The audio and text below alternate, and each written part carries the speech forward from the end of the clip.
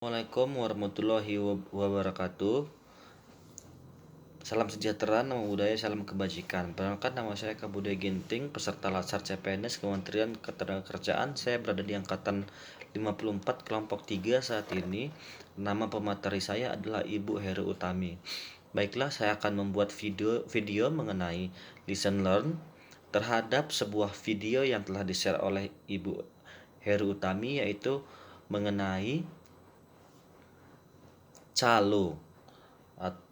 Sedikit saya ceritakan kasus dalam video tersebut, di mana seorang anak yang ingin membuat SIM setelah diberikan sepeda motor oleh ayahnya.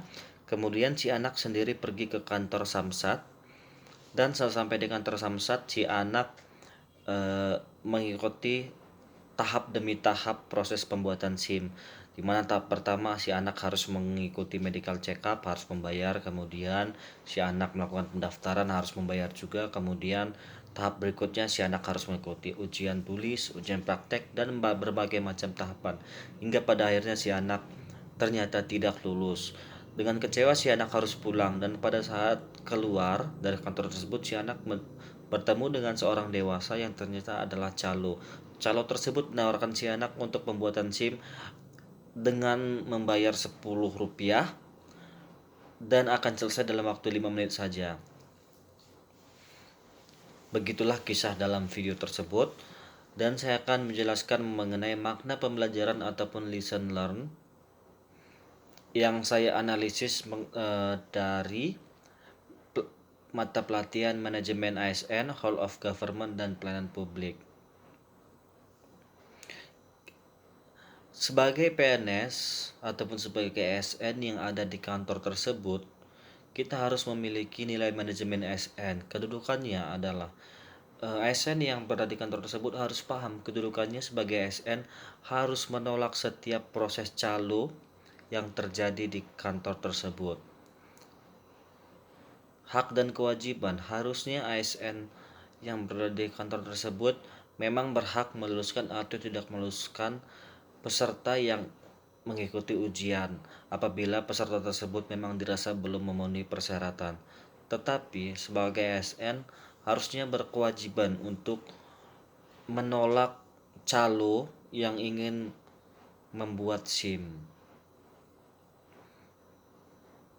Dilihat dari kode etik, ASN yang berada di kantor tersebut telah melanggar kode etik ASN, yaitu melaksanakan tugas dengan jujur. Kita sebagai ASN yang melayani publik kedepannya harus melaksanakan tugas-tugas kita secara jujur.